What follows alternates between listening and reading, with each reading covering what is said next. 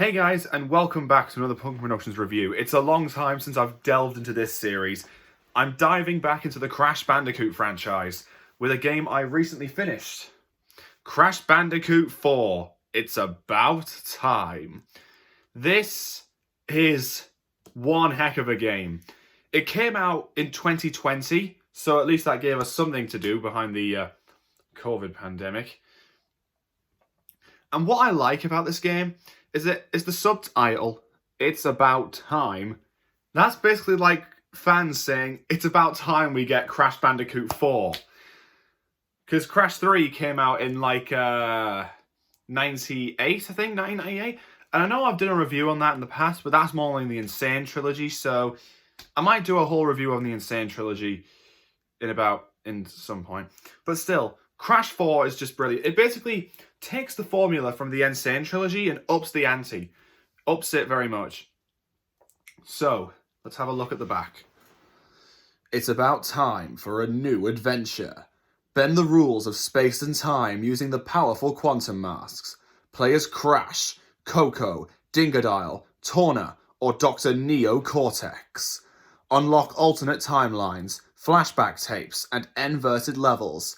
Play with friends in Bandicoot Battle and Pass and Play mode.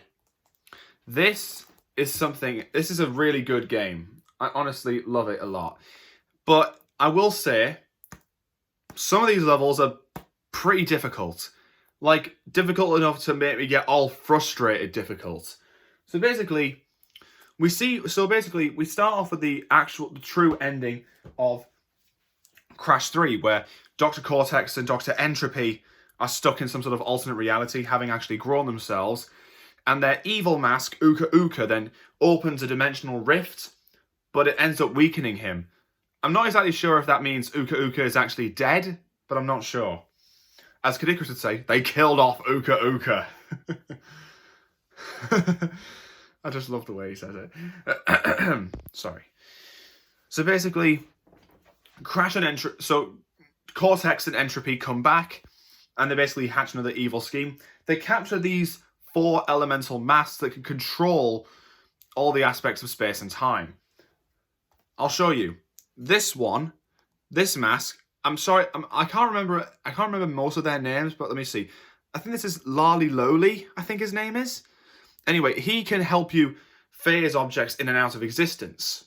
Then there's Akano, I think this is one here, where he basically helps you get like an invincible tornado death spin. Like, you're spinning forever and it's much more powerful. I can't remember these two. This one lets you slow down time, and this one lets you invert gravity.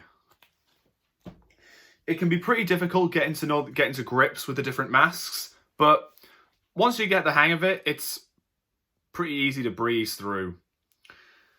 So basically, you can play as Crash or Coco in traditional Crash gameplay, but like the box said, you can play as Dingodile, who is actually one of Cortex's goons who has his own diner.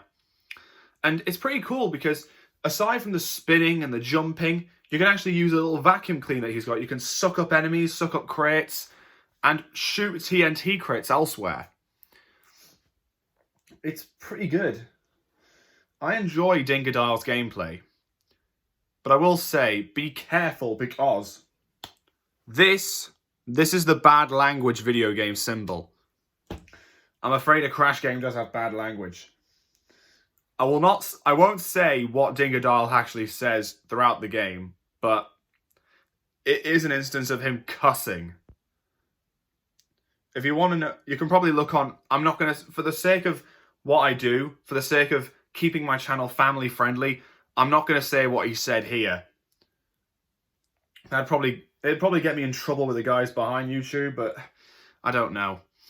Anyway, let me think. So basically, and then there's Torna Bandicoot, who in the original game was technically Crash's girlfriend, but this is an alternate version who's a lot more of a fighter. She can do like a roundhouse kick, and she has a grappling hook that actually you can grapple onto different points. And then, of course, you can play as Dr. Cortex, who has a little blaster that you can use to turn enemies into platforms, whether they be solid platforms or bouncy platforms.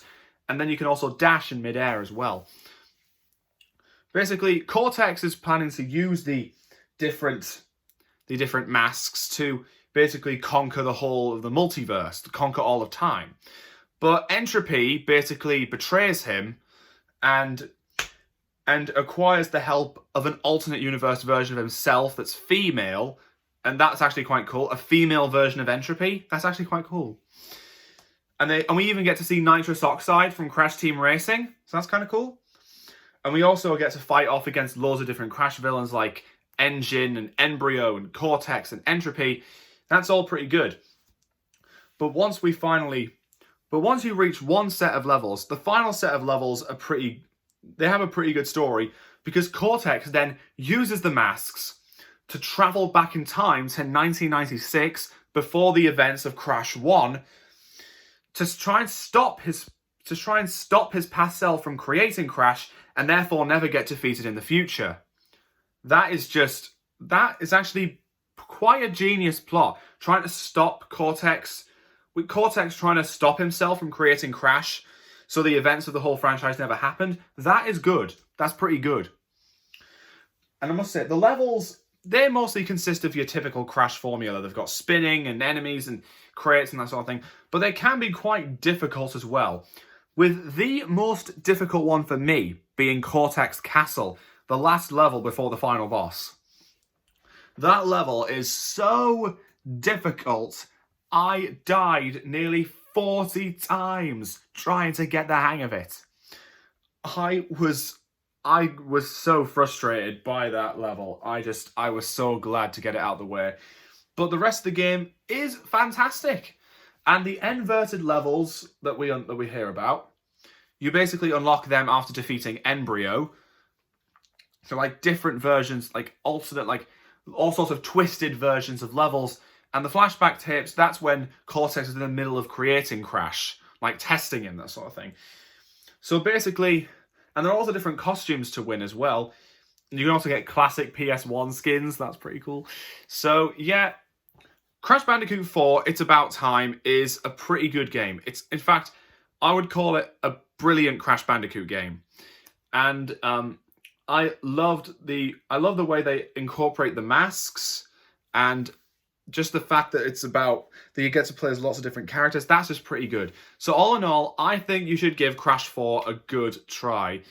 You will really love this game and probably get frustrated by the levels, but still, it's a good game. So thank you all for joining me on this video, and I will see you all next time. Take care.